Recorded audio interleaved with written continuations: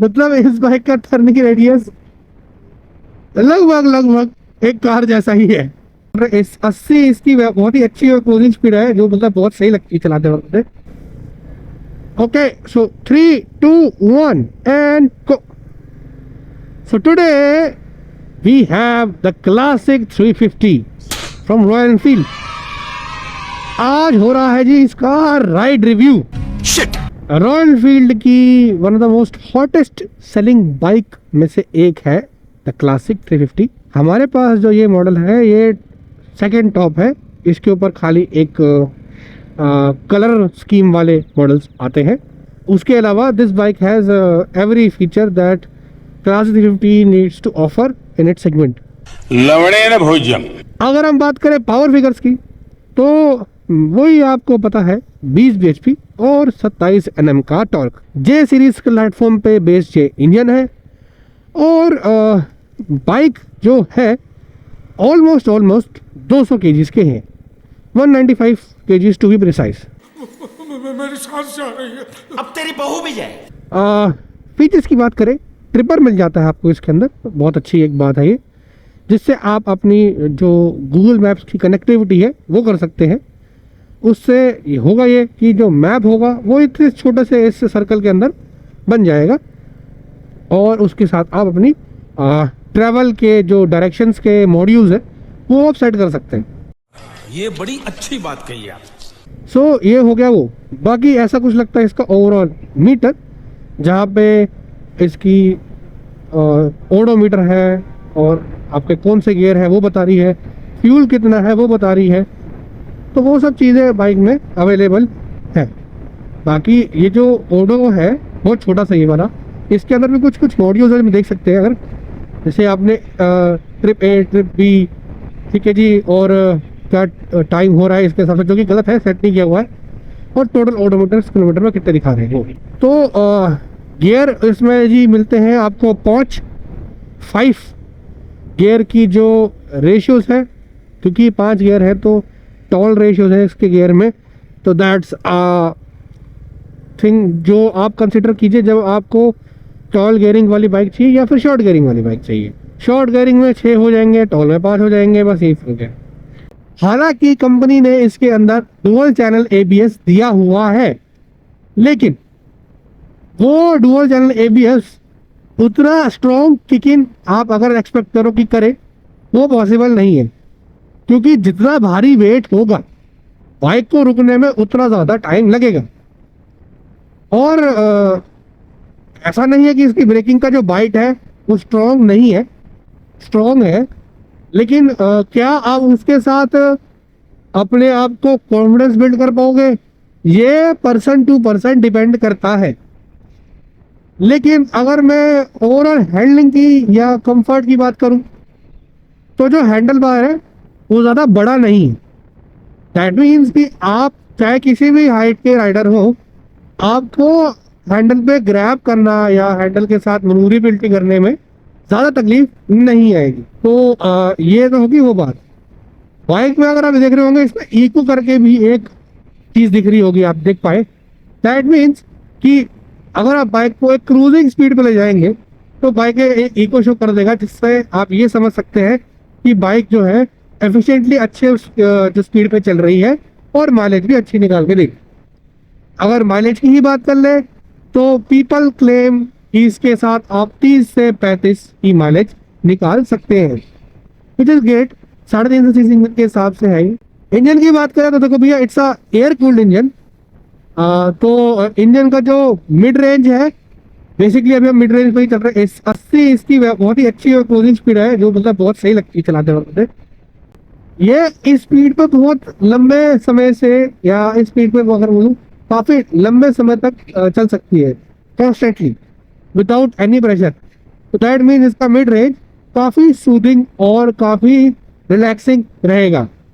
अगर आप इसे पुश करने जाएंगे तो शायद ये 115, 120, 125 चली जाए, but depending upon the overall ergonomics and dynamics of this bike, मैं इसको सिटी के अंदर उस पर्टिकुलर स्पीड पे ले जाने के लिए रिकमेंड नहीं करूँगा, क्योंकि ये बाइक का थोड़ा ओवरवेट आपको कहीं ना कहीं थोड़ा मतलब डिसबैलेंस कर सकता है अगर आप पैनिक ब्रेकिंग मारे।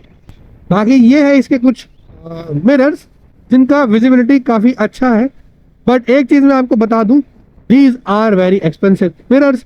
रॉयल एनफील्ड की वेबसाइट पे आप जाएंगे तो आपको पता चल जाएगा कि मैं ऐसा क्यों बोल रहा हूँ। अब बात कर ले भैया जो इसके सस्पेंशन है, तो फ्रंट में जो है आपको टेलीस्कोपिक मिलता है और पीछे मिल जाता है आपको डुअल शॉकर्स। अब ये डुअल शॉकर्स है, दैट मीन्स इसका सस्पेंशन का ट्रैवल अच्छा है। दैट मीन्स आपको जो इसको चलाते वक्त सस्पेंशन को लेके कंप्लेंट्स है वो देखने को नहीं मिलेगी। आप क्रोनोलॉजी समझ लीजिए।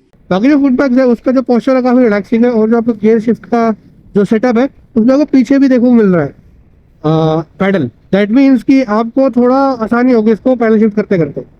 बाकी गियर वो ये आगे एक पीछे चार। अब मैं ये डिस्कस कर लेता हूँ कि what's so bad about the bike और व्हाट आर सम की नेगेटिव्स अबाउट द बाइक। तो सबसे पहले स्टार्ट करते हैं बाइक के राइडिंग पे ही।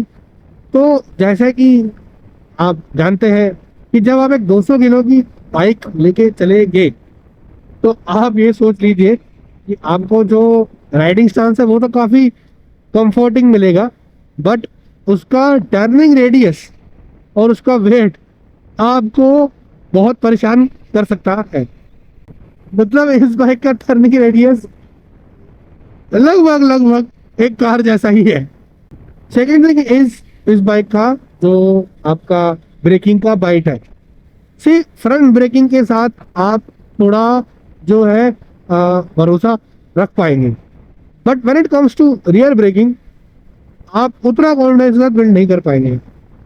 And when you are cruising on highways according to Indian highways, जहाँ पे कोई भी रैंडमली हाईवे में कभी भी अनएक्सपेक्टेडली आ जाता है, वहाँ पे पैनिक ब्रेक की सिचुएशन में आप इस पे रियर ब्रेक के साथ इतना भरोसा नहीं कर पाएंगे। तीसरे की बात करें तो वो है जी पावर। देखो भाई, जेएफ सीरीज का प्लेटफॉर्म है, क्वाइट न्यू था रॉयल एनफील्ड के लिए। रिगार्डलेस ऑफ द फैक्ट ये प्लेटफॉर्म कैसा परफॉर्म किया उनके लिए in terms of reliability which is great, but यार आप लोगों को कंसिडर करना पड़ेगा कि हाँ रॉयल एनफील्ड फैंस इसको बोलेंगे कि हम लोग तो ये बाइक एंजॉय करने के लिए और लॉन्ग राइड के लिए, दैट्स ट्रू, दैट्स फेयर, मैं उसके साथ आपको सिग्निफाई कर नहीं रहा। बट यार just for sake of saying 3.5 CC के इंजन में सिर्फ 20 bhp की पावर मिलना इज क्वाइट, मतलब आई वुड से ना मज़ा नहीं आता। मतलब मैं इसको 100 ले जाने में मेरे को ऐसा लग रहा है कि इसको बहुत आ जाएगी, हालांकि चली जाएगी ये, बट जिस परेशानी के साथ जाएगी ये वो मुझे ही पता है। अगर आप लोगों को याद होगा डोमिनर ने एक ऐड करी थी हाथी मत पाता जिसमें वो इन्हीं को टारगेट कर रहे थे। Although that add didn't went well and उससे कुछ ज़्यादा ऐसा इंक्रीज नहीं हुई थी सेल्स डोमिनर की, बट ये यही है, हाथी है, हाथी है तो थोड़ा पालना इसको मुश्किल रहेगा। बाकी अगर सीट हाइट की बात करें तो मेरी हाइट 5 इंच है और 5 फीट 5 के हिसाब से मैं इसको फ्लैट हो जाता हूँ।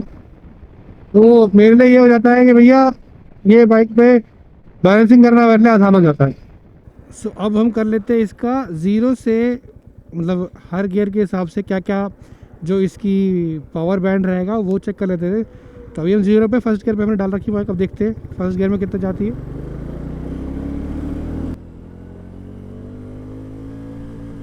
First gear 50,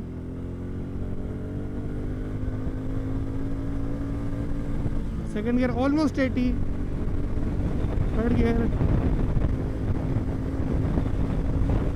almost 100, fourth gear 105, 110, 110 पे आ गया। अब हम 6 गियर 5th गियर डाल रहे हैं। 5th गियर पे भी हम 110 के आसपास ही है। आपके जो भी थॉट्स हैं इस बाइक को लेके प्लीज़ कमेंट सेक्शन में बता सकते हैं ताकि इसके ऊपर हम डिस्कस कर सके कि आपको ये बाइक कैसी लगी। बाकी लाइक करें इस वीडियो को, शेयर करें अपने दोस्तों में, और अगर आप अपाचे RTR 200 का एक राइड रिव्यू देखना चाहें तो आप स्क्रीन पे इस तरह देख पाएंगे।